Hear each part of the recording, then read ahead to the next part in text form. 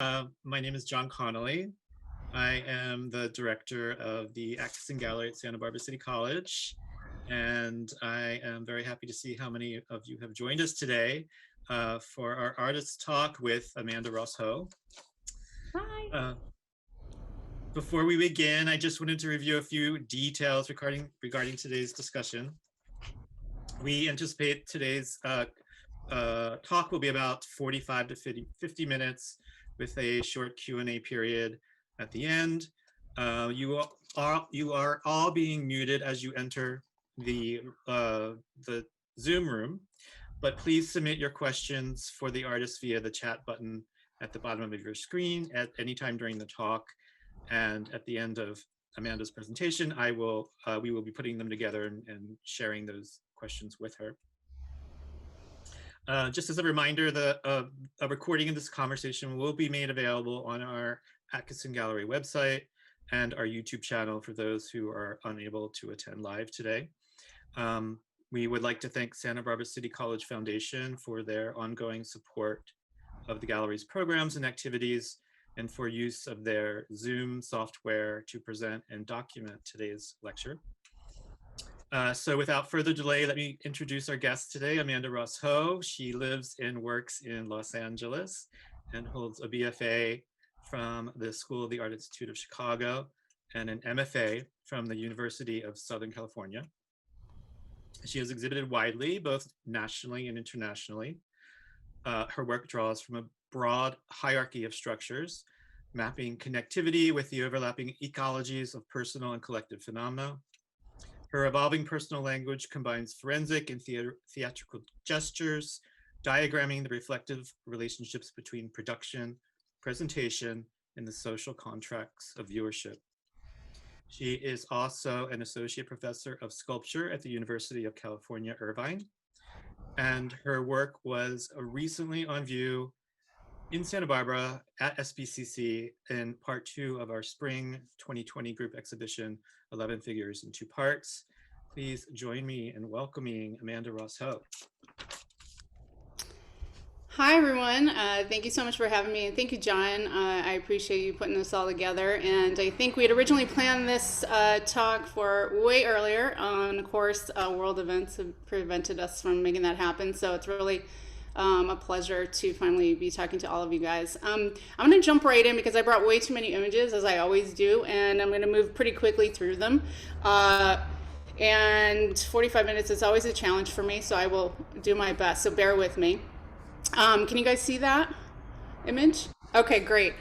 So I'm just going to go ahead and get started right away. I never do this, but I thought I would share, because we have this interesting format, some really early images and some sort of major influences at an early age. So I was born and raised in Chicago, and I performed as a competitive figure skater for 12 years in my early life. And so that training was a combination of athletics and choreography and theatrical performance. My mom was an artist, but later worked as a conservation ecologist and really exposed me to a variety of study of flora and fauna in terms of her work life.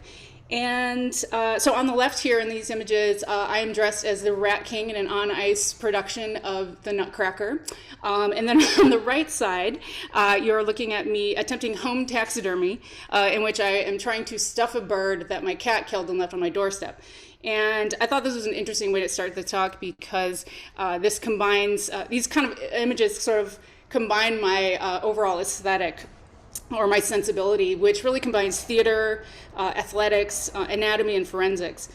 And so these really early experiences also established this kind of entwined interest in the spaces of the empirical and the hyperbolic, or the kind of exaggerated. And I think you're going to see that very clearly through some of the work that I'm going to show today. And to this day, I use these conflicting devices of scale and exaggeration mixed with kind of more objective or sort of post-mortem analysis. Oops. How do I move this? Oh. Okay. So the other shaping force in my life is that I'm an only child, and I grew up in a household of artists. Both my parents were artists, and specifically photographers. And so photography and its presence in my home and life as a young child was a major influence. And so here on the left, you see an image of me and my mother in front of our enlarger, our home dark room. And on the right side is a sculpture of that very enlarger that I made in 2012, many years later.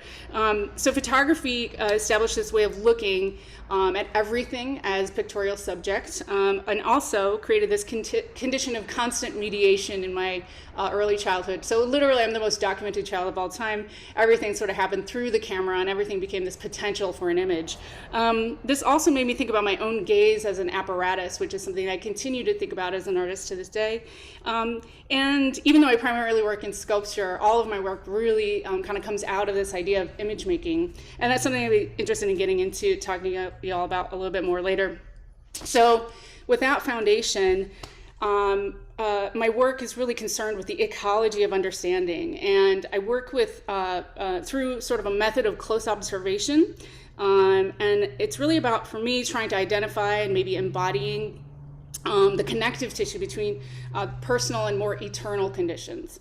And so I try to be sensitive, a kind of a sensitive instrument. That's how I move through the world as a person, as an artist. I was like really kind of keeping my eyes open and looking and paying attention to the kind of banal and maybe confining or remarkable conditions in my environment all the time in order to kind of describe and hopefully find the connective tissue between the universe and maybe something more liberatory. So I make work in a couple of different modes, and I'm just going to show you really quickly a couple of those types of works. One is kind of building monuments to specific artifacts through forensic recreation. And I'm going to show you a few works in that vein. This is from a series of large-scale glove works. This is a large-scale recreation of a found backpack that had been scrawled by an anonymous teenager. Little scale reference there.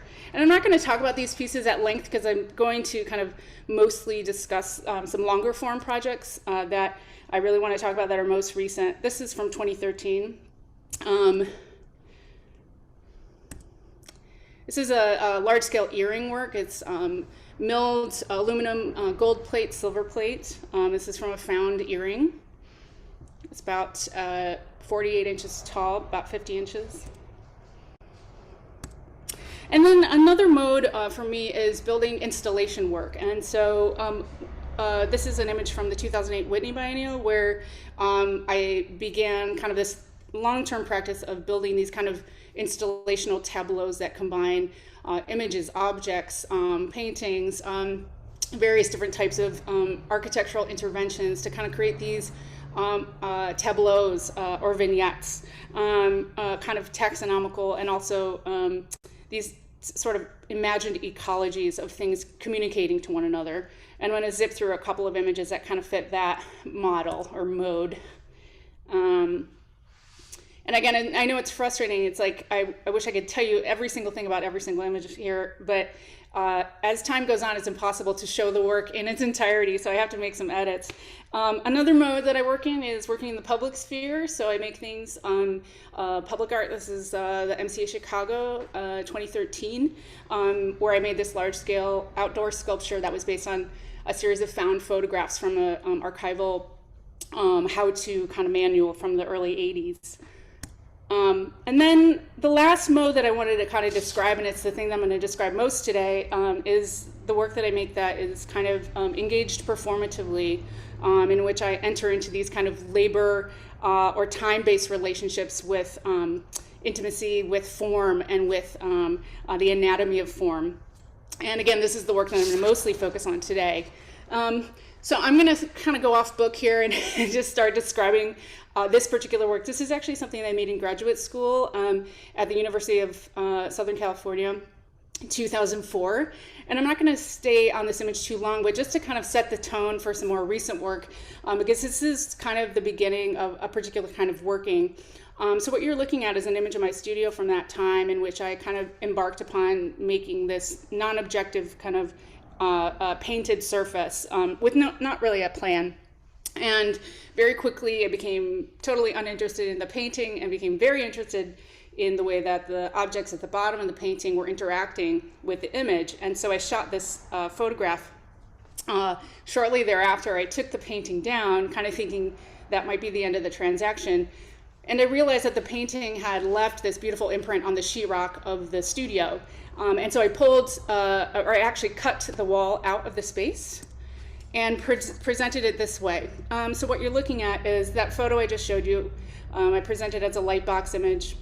And then the physical wall, which I ended up kind of producing as this flat, faced it so that a viewer would have to kind of walk in between those two spaces and kind of complete what I thought of as this circuitry of viewership between the seductive version of that painting and then the imprint or the artifact or the trace. And so that kind of circuitry of production and presentation with the viewer as kind of the locus between is something that has continued through the work. And this is also where I became very interested in the idea of kind of watching myself work, if that makes sense. And that's another thing that continues throughout the work to this day. All right, so I'm jumping way forward and I'm skipping like a decade of work, but I wanted to, kind of spend the most time today talking about recent projects. And so I'm going to tell you what this object is, but I just wanted to say that, sometimes when you're sort of in the momentum of producing work, an object that you just encounter will kind of, become the sort of inception of a project. And so that was the case with this object here. Which is called a barbershop clock. And for those of you who are not familiar with what that is that it is a functioning timepiece that is both printed and the physical mechanism are made backwards. And the reason for that is that it is made to hang in the back of in back of a barbershop for an individual to look at in the mirror.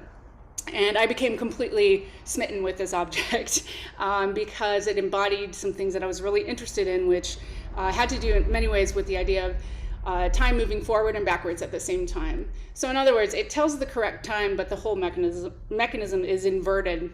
And this became something I became really interested in, and actually became the beginning of this whole series of exhibitions. And so I'm going to show you, see if I can make this work, a short image or a video of that functioning. So this is from a video that I actually ended up making as a work, but it also gives you a sense of the time. This is actually sped up from a 12-hour video that I ended up making of the clock. Appeared in an exhibition. So it was a real-time singular shot of the clock kind of functioning in its entirety, then compressed to an hour. So that accounts for the high speed there. But at the time that I kind of arrived at this, I was really thinking a lot about time as a currency and also as a material. And I was thinking very much about how I was beginning to notice or encounter sort of the obsolescence of clocks, like sort of in the sort of way that they appear here, for example, kind of slipping into obsolescence. But here you see it as this kind of like looming reminder of your sort of time signature moving through your day. This is in a parking lot. And then I was also finding all these actual artifacts from physical clocks on online auctions like eBay.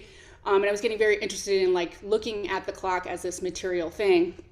And I started to collect these objects, as I tend to do, and also look at them as these interesting forms. Somehow, for me, the clock being disarticulated, started to kind of, address time as this material. So at the same time, I was thinking about material currency, and if I'm being honest, I was also starting to confront a kind of growing frustration with my lifestyle as an artist, right? So just moving very quickly through time and really basically the hustle.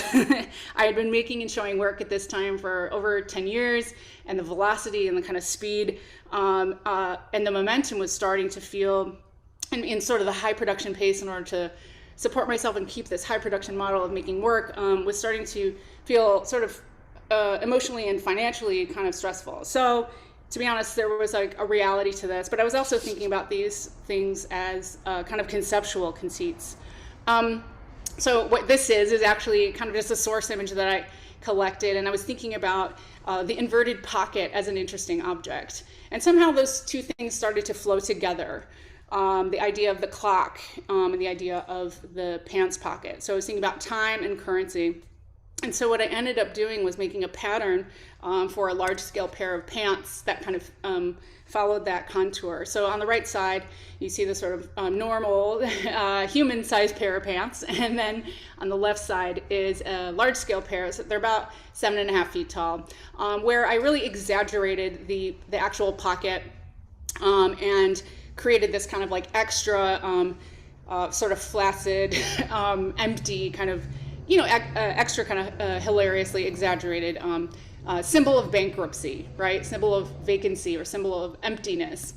And so this is a prototype for what became the exhibition I'm about to show you, but I made these out of a very heavy black canvas. I have a background in textile design, which I didn't even get into today, but I just have, it comes into my work oftentimes as a skill set, but also as an interest. And so I made this large scale pair of pants out of this very, very heavy canvas. So as you're looking at this image, the pants I think feel pretty naturalistic, and that is a little bit of a feat of prop making. In actuality, the canvas is quite heavy and very stiff in order to drape kind of properly as a pair of pants. So I got invited to do this exhibition at this venue, which is the Vleeshaal, which is in Middelburg in the Netherlands, and I decided to bring the combination of that investigation into time and currency and create a whole exhibition for this building. And so what I did was I imported this sewing environment into a space in the museum and brought my industrial sewing machine and basically created this residency style production and produced the whole show there in this space. So you're looking at here just some production images of me. It was quite hot, it was in the summer, producing these pants on my own, a assembly line of one, and I created an assembly line to produce all the different parts, and along the way shot images of that production. And so again, watching myself work. So I'm producing these pants, but I'm also thinking about all of the conditions and the sort of still lives of objects and residue, much like that first image I showed you, that gets kind of accumulated.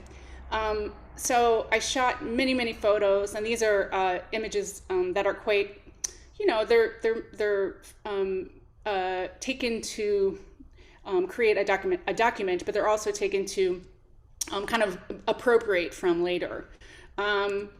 Anyway, here I am producing the pants, and I'll just flow through some of these images a little bit.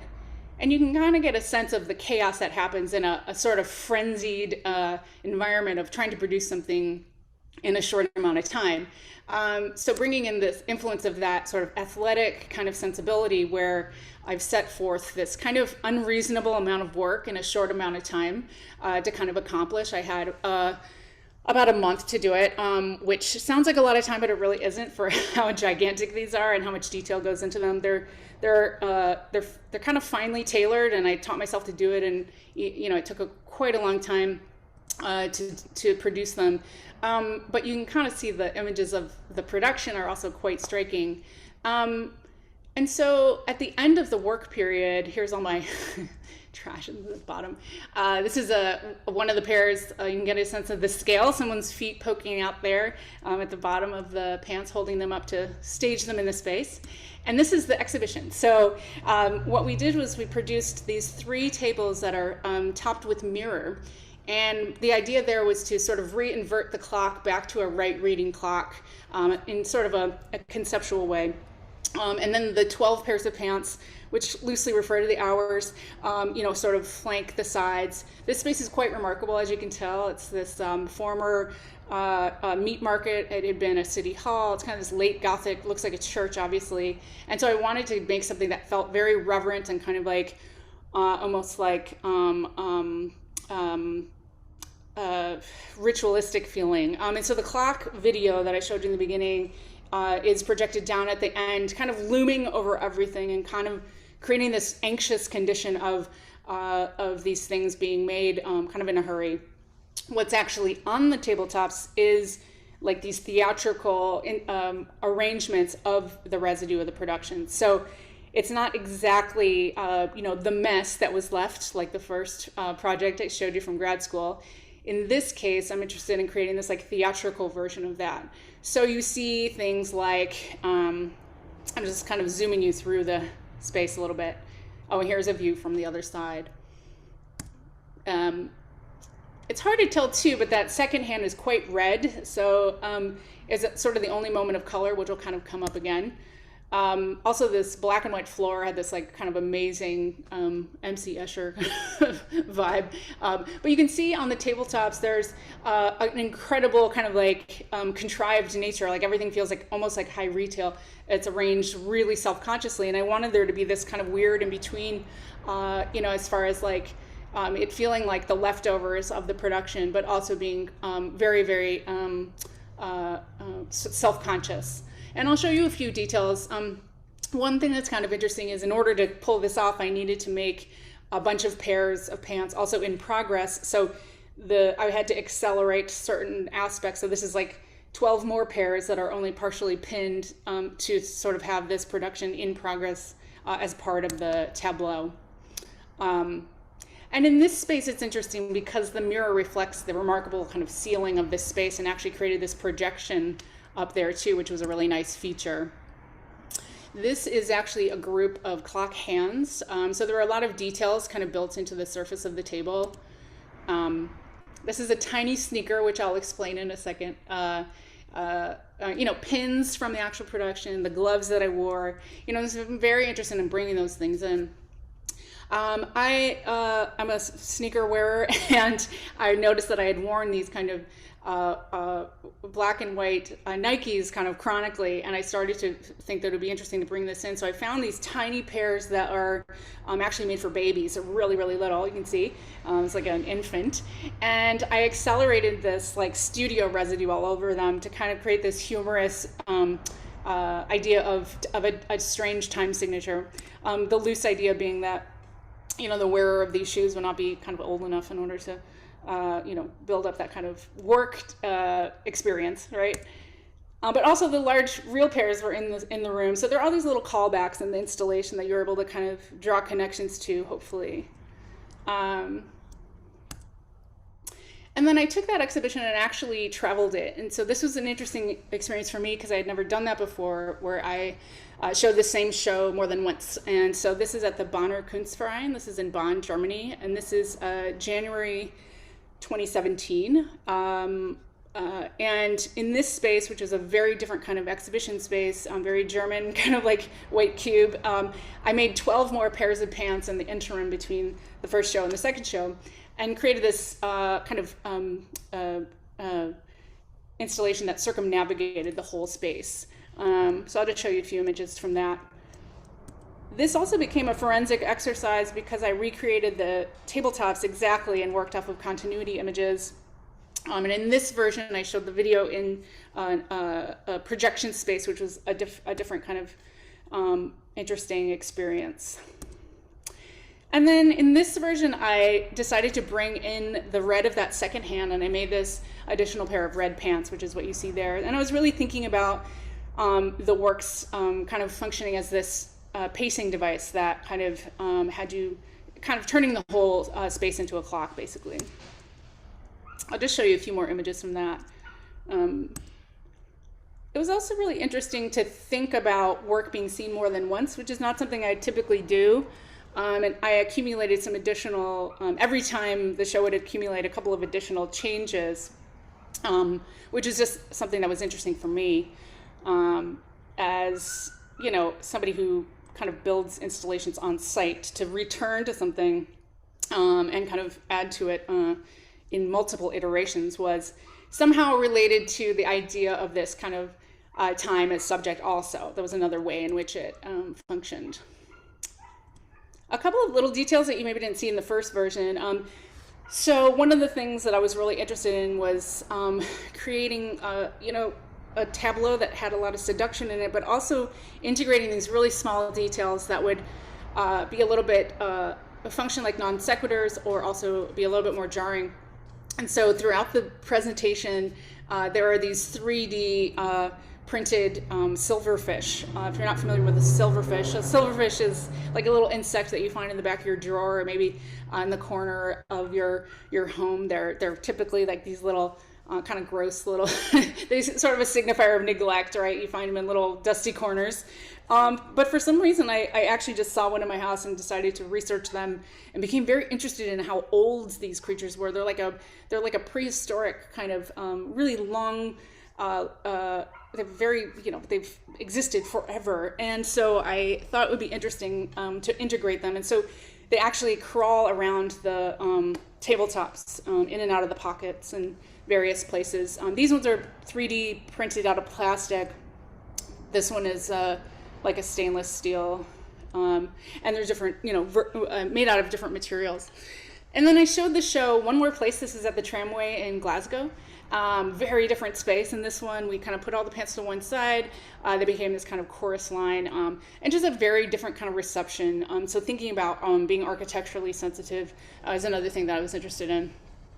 Function very differently here, but if you do get a chance to go to Glasgow ever, it's an incredible space. It used to be a tram repair station. You can actually see the tracks there. So in my research for those projects, as you can tell, I do a lot of mining of the internet. It's one of my procedures for making work or researching.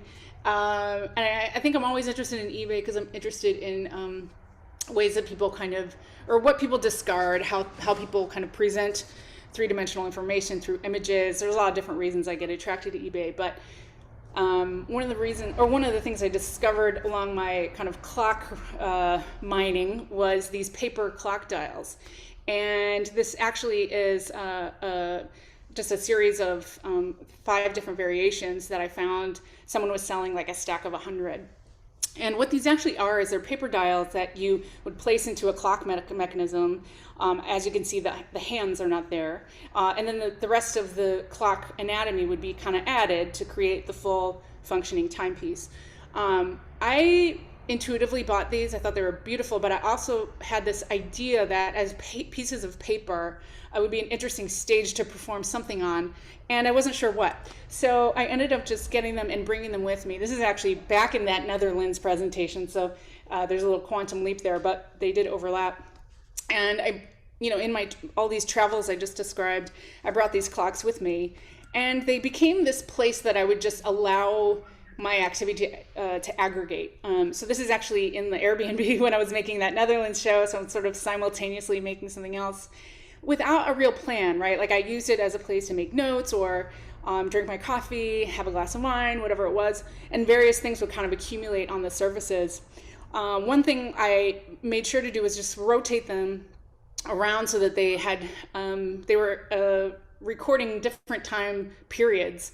And I was interested in that. And I just had this idea that, well, these will become something at some point. And I just kind of lived with them for about 1.5 years. And incidentally, during this time, I had the unfortunate thing of having to leave my studio. So for a period of time, I had this was sort of a portable studio while we were kind of in between spaces and kind of running around.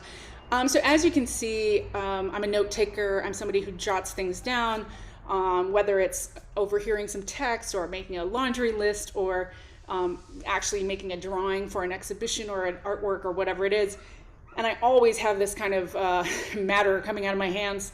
And so this is just a way to like create a stage and focus it. And so I'll just zoom through a couple bit more of those. Having breakfast, lunch, whatever it is. And yeah, so these just kind of accumulated over time. And I just let them kind of build up without a real plan. Okay. This is going to be a little jarring. So in addition to that, at the same time as that, I started to become interested in the world of novelty. As you can tell, I'm someone who uses scale, and I was thinking about the way that I had been making these large things as these kind of fabricated artworks for many, many years, but that also simultaneously in culture, there was this kind of production of novelty items. So if you imagine, there's actually, like a company, a website called Great Big Stuff, and they make all kinds of giant things. And I was kind of thinking, like, what is the relationship between my work and this like novelty world of stuff? Like, what is that actual connection? I should explore this a little bit, because in some ways the objective is kind of similar, right? Like, as a novelty production, is to kind of like create these humorous kind of situations where you encounter something you're familiar with from your everyday life.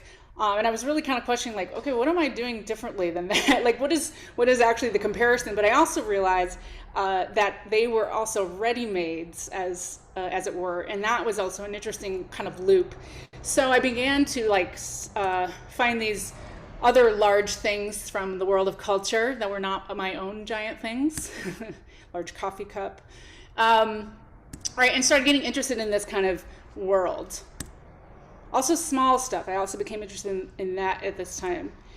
And just to give you like a little kind of comparison, this is a giant rubber band and bobby pin that I had made, I think 2014. But these are things that kind of I'd started to produce and accumulate my own sort of, world of everyday objects in Giant. So I decided to actually make the paper clock archive that I showed you a minute ago into an exhibition.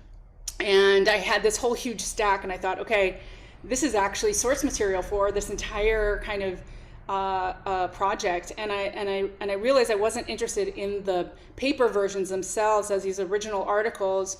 I was much more interested in the idea of trying to figure out how to translate them and have a secondary kind of document. So I made these large panels. These are about 52 by 52 inches. You can see in the back there's a screen print. So we screen printed the graphic to kind of create these canvas panels as if they were those paper dials. And I produced 12 of them to create this exhibition. This is at Mitchell Lance and Nash in New York in 2017. And so I arrived in New York with just this in the space, so the blank 12 clocks and these 2 blank tables, and I brought with me an arsenal of giant novelty objects and these paper dials and a bunch of supplies. And throughout the course of a month, I reproduced 12 of the paper drawings in large scale to the canvas surfaces.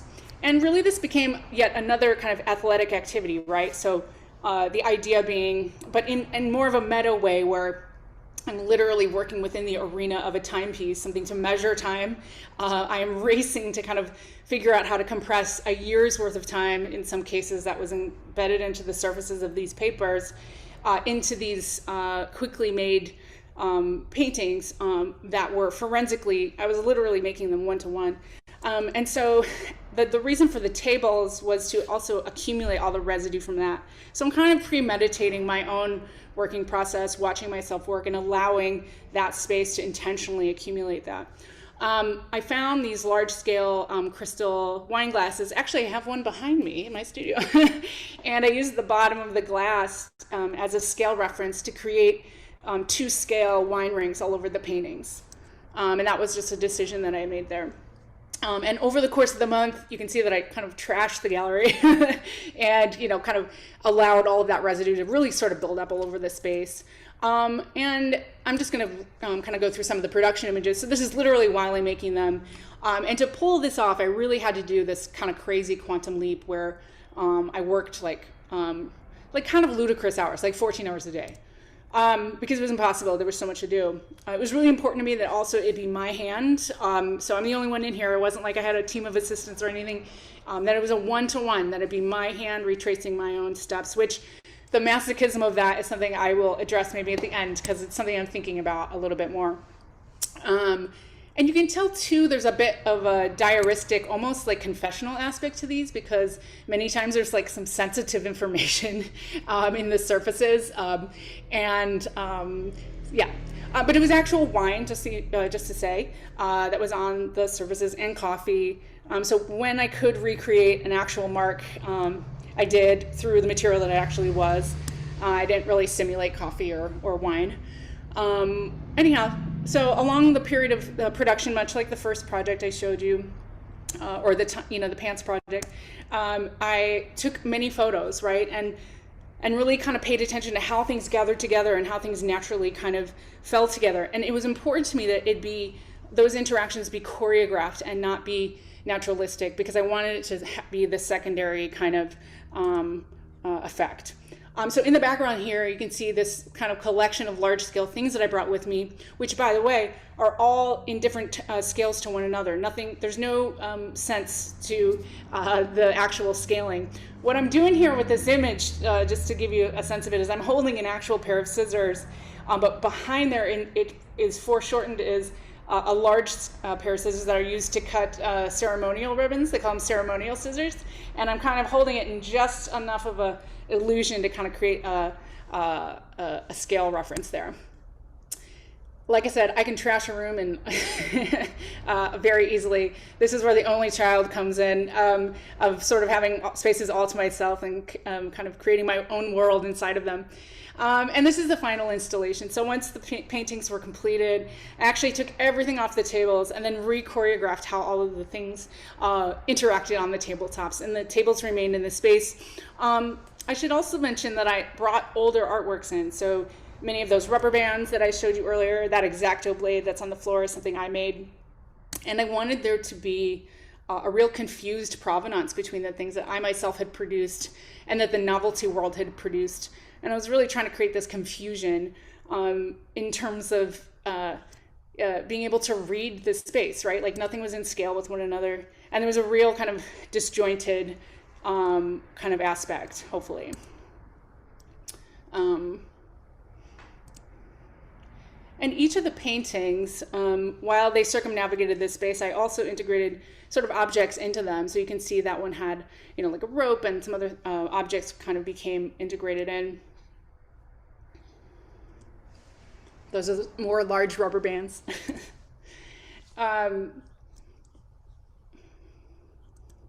One interesting condition that kind of happened was that in the chaos of making the show, occasionally the paper original would accumulate another note, like I would sort of lose track and write something on it, or something would spill on it, and then I would be like, oh no, I gotta update the real painting. So there were a couple times when that happened, which was kind of funny. Just a few more images. This one's actually was used to spray paint those little baby sneakers from the other show. So you can tell there's like these callbacks to other parts of exhibitions. And that's something I'm interested in over time, for exhibitions to kind of reach back into other presentations and kind of create this continuity of vocabulary or personal vocabulary. That's a giant butter knife along with painting rags. I also use language as a really primary medium. It's really important. It comes into the work. I use it in titles. I use it in literally in the surfaces of work. Sometimes I make text pieces all together. So language is really important to me as well. Okay, just a couple more images of this, and then I'm going to show you one last kind of body of work. You can see that tiny Evian bottle, very small.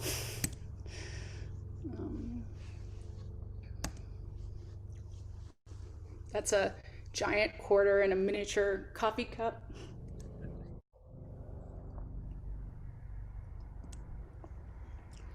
That's a gigantic scrunchie that I actually made that.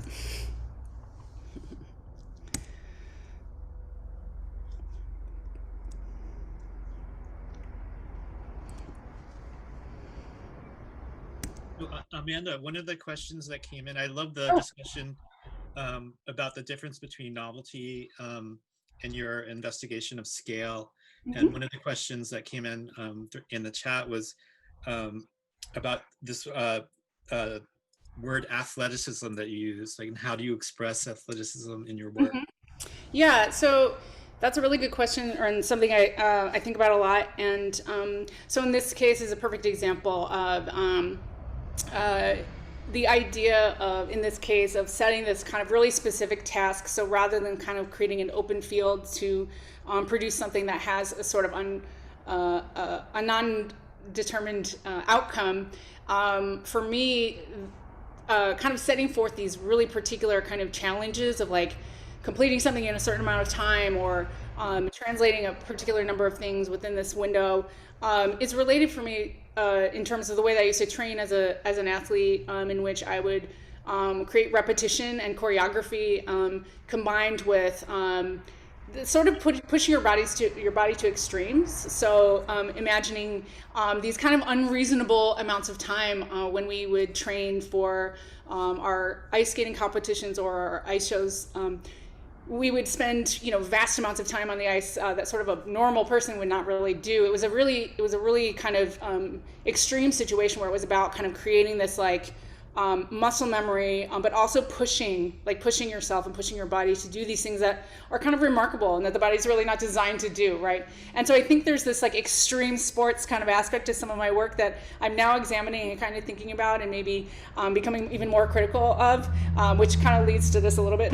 but that is really about this kind of like accelerated activity and to try to create something that is like really transformative through this like a physical challenge. I mean, they're very physical, those last couple projects. That's a great question, thank you.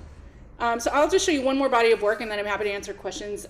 So this work kind of began, let me tell you what you're looking at. You're looking at the Wong-Baker pain rating scale, which some folks might be familiar with. This is a tool that was actually made by a pair of pediatric nurses in the early 80s to kind of help pre-verbal children explain or describe the sensation of pain. And it's something that's used in medical environments still to this day. And this was an occasion in which I had this kind of crossover between some very personal kind of stuff that I was going through. I'm a caretaker for several family members and they were experiencing some extreme medical stuff. And so I was in medical environments quite a bit.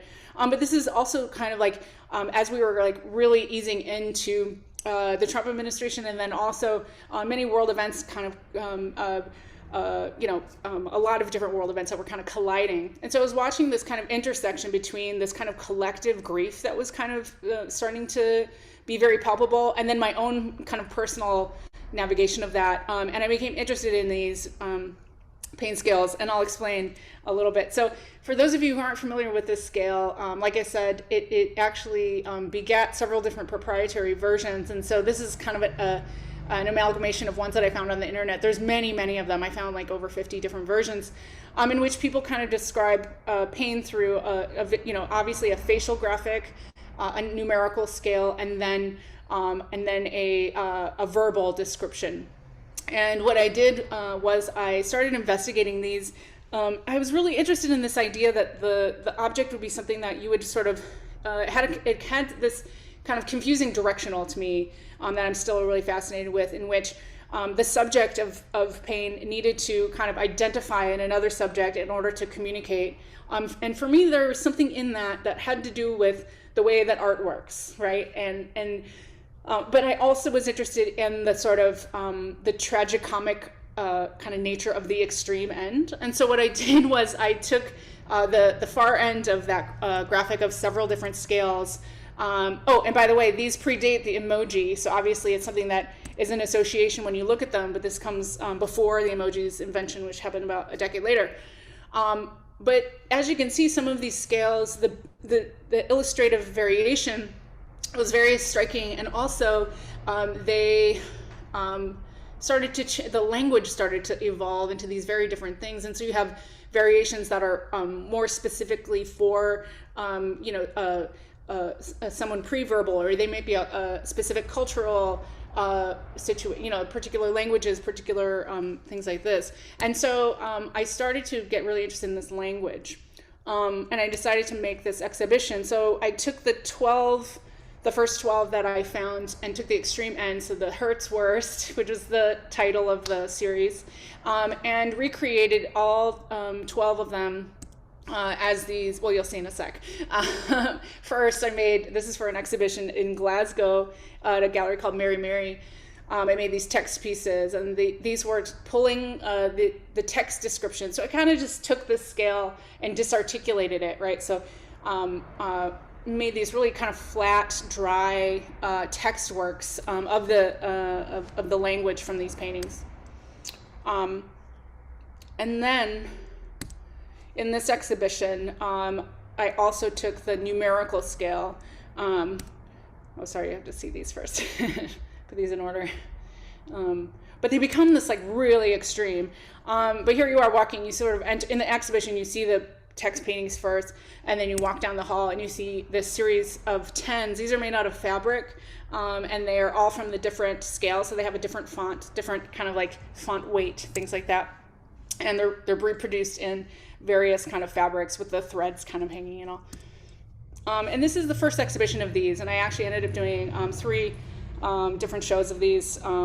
Yeah, so what I really was interested in here was like thinking about how to create this sort of chorus. I wanted it to be this, again, kind of tragicomic, kind of extreme, where it also felt like you were kind of encountering something that had a sonic element. Like it felt like, I don't know, it felt like this, it just felt very loud.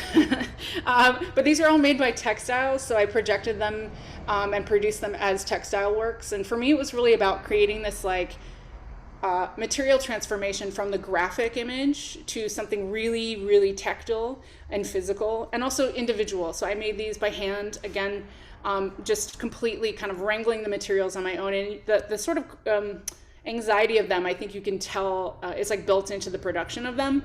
And so I also kind of exaggerated that quite a bit. So the threads are really exaggerated, and the construction is sort of, they're meant to feel like they're kind of just falling apart. So when you walk up to these, they kind of have this like, oh, they're gonna, either rip apart or fall apart at any moment. And I really got into all of that detail work. And so, yeah, I think these were meant to have like a literal therapeutic kind of effect, while also kind of like, I don't know, expressing almost like a scale that could be collectively kind of utilized, because it felt like everyone I was talking to was dealing with a struggle at the moment. And you can kind of see some of the details here. And I'll just kind of zoom through a few of these in a couple of different presentations. I incorporated a lot of little details, like there's things that are pinned on, there are kind of moments that are tattered and kind of fraying. I sort of disobeyed all of the sort of rules of, kind of conventional tailoring, which I do know how to do. And so I kind of intentionally did that to let them kind of, again, be sort of raggedy and sort of something about the crispness of the graphic, like translated into this kind of material, was very satisfying and had this, very bodily, engagement. And maybe there was something about that too, about bringing the idea of something like pain into something that felt tangible and haptic, and tactile. That felt important to me. I'll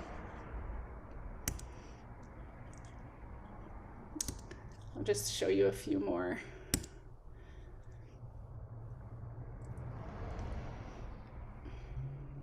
These also reach back into some of the other works that I've done that have been about translation as well, where I'm pulling images from various places, particularly textile images, and pulling them into kind of other ways of producing. So I made a series where I was translating textiles into flat silhouettes. And so this is almost like kind of reversing that a little bit. And so it's interesting how the muscle memory of some of the ways that you produce things kind of come back and double over on themselves, but almost in inverse.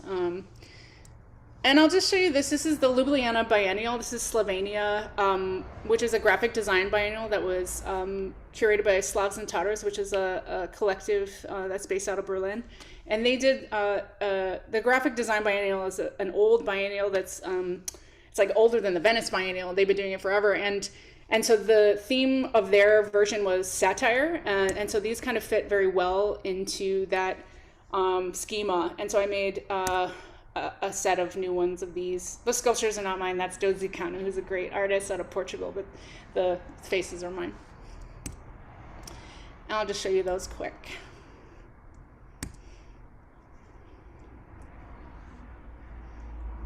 One of the things I got really into also is the kind of wild diversity of fabrics. my former studio is right next to the Fashion District in LA, and so I spent a lot of time there. I'm kind of pulling really wildly different materials in, and so there's some kind of interesting combinations.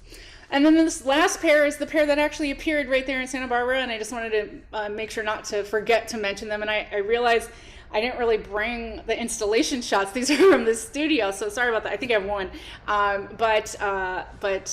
Yeah, I included these in John's great show, the second iteration of the 11-figure show, and I just wanted to make sure not to forget to mention those. So these are two from that series, and here it is in the actual space with a great Ry Rockland sculpture who I happened to go to grad school with, who's a friend as well. But yeah, so I'm going to end it there, and I'm happy to answer any questions. And I don't know how we're doing on time or where we are. I kind of got transported, so hopefully we're okay. That was fantastic. Thank you. Thank you. My pleasure. For, Yeah. showing I didn't bring any images to show. I was like, oh no, I forgot the actual show. We had to close it early because of COVID, so yeah. Oh yeah, exactly. Everybody got to see it. But, that was one of my questions. Thank you for talking about that body of work, because I wanted to hear about that. A couple other questions that came in. We talked about scale. They're asking what's your relationship to scale in relationship to history. Let's see. Sorry. Well, I can talk about, should I stop sharing? Should I do that and just be ahead? What is your concept of scale? In history, scale and importance are related. History, scale, and what was the last thing? In history, scale and importance are related. Oh, I see. Yeah. Another question. A lot of your work so far seems to deal with hurrying, rushing, time passing quickly. Would you say that is a recurring theme for your work as a whole? Does it have any symbolism you can show? Yeah. Oh, lots to say about both of those things. Thank you. Those are kind of main topics. And I touched on them a little bit in the beginning, but I realized I kind of just dipped in and didn't really tease that apart a little bit. So maybe I'll just talk about scale a little bit more. I mentioned in the beginning of the conversation that photography is a real key influence, and so when I pull the thread back to why I use scale, I think it's actually rooted in an early experience of actually manipulating images and using literally like an enlarger. As you saw in those images, I learned how to print photographs before I knew even what art was. It was just something that was like a utility in our house because my parents had that in the house. But I think it was also about thinking about making images and being able to manipulate them, change them, kind of stretch them was like an early influence. So that I think is one of the sort of like deep impulses or the root of the deep impulse. But that's not the only reason. I mean, I think for me, one of the things about scale that's interesting to me is that it's a way to create an amplification of the intimacy of an object. And so when I started to get interested in kind of investigating or kind of recreating an object, I think maybe the first couple ones in which I wanted to make them, I had the impulse to make them large scale. It was almost because I wanted to be closer to them, right? Like I wanted to almost like get inside the anatomy of it or get inside the cells. And so something about creating an enlargement like literally brings the object like closer to you, and there's this sense of intimacy in which you're able to kind of pour over all the details and really kind of physically like have a commune with the object.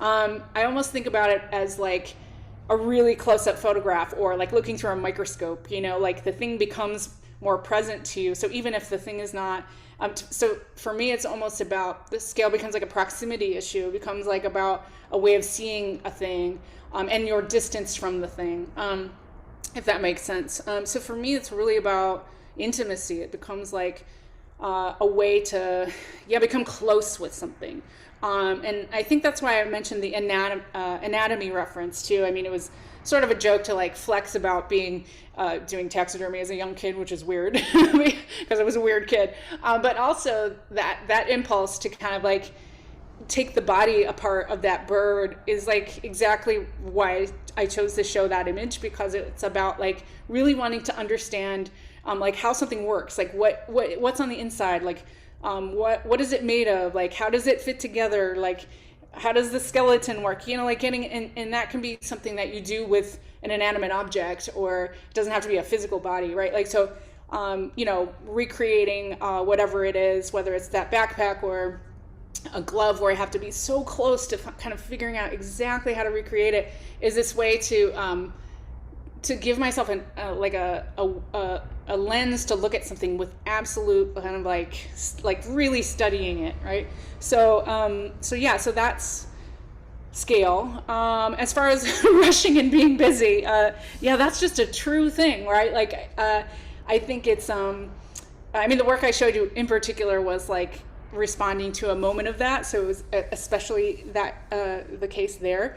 But you're right, it's like the conditions of making those things were almost about making like a theatrical satire of my life, which was really kind of like that. It was like really chaotic and kind of like constantly running around trying to juggle so many things, and that is not to congratulate myself for having a busy career. It was like, it was things that weren't career related. It was family, it was teaching, I'm a teacher, it was trying to, you know, do all of the parts of life that are kind of hard to do, but also the way that the art world works. It was also poking at that a little bit, like I said.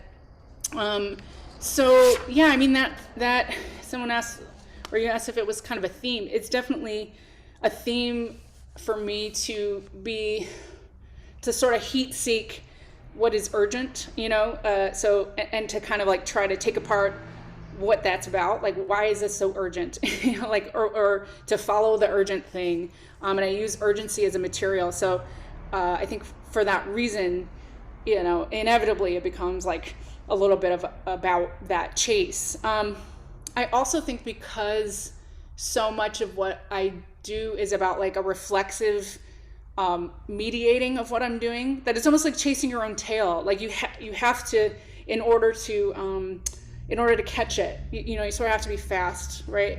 But I'm starting to kind of rethink that model a little bit and get a little worn out and burnt out by that model. So that's something that, as you know, as an artist that's getting older, as somebody who's like, especially quarantine, right? Like all of these things that have asked us to slow down have actually been very instructive in terms of like, you know, and that's a whole other thing that we could talk about all day long, is like, you know, what that's done to our lives as humans and artists. But one of the things that pause has kind of created for me is that real urgency to slow down. So that's something I'm dealing with now and trying to figure out how to do that, because I'm not very good at slowing down. I have to really like pull the e-brake, and that's like a challenge because it's not my sensibility. But I am very interested in that. Yeah. So hopefully that answers some of those questions. But another question that came in early on, which we touched upon, is: do you think it was an advantage to becoming an artist since you were raised around them, and or have you always had a passion for art? And related to that, I was curious about, you mentioned being an only child and sort of your relationship to space, and the studio is so important to your work, and you've recreated the studio in different contexts, yeah, different exhibitions. So maybe you could talk a little more about that. yeah. I think that one of the, well, I think when you grow up in a house of people that are making things, it takes a while to understand it as art, because if it's happening in the house, in the home, you just see it as like what your family's doing, right? Like, you know, someone is making something. Like, I didn't think of it as a career. I also think because the city that I lived in and the kind of artists that my parents were, it was very community based. So it just seemed like that's what everyone does because their friends do that. And that's what, if we go to our friend's house, they're doing that too. So creativity and invention didn't seem like career choices as a young person. Like, it took me a while later to be like, oh, that's something you choose to do, and one could do other things, I guess, with your life. So it took me a while to kind of like come to an autonomous kind of you know, relationship with it, right? Like, it was just something that was in life.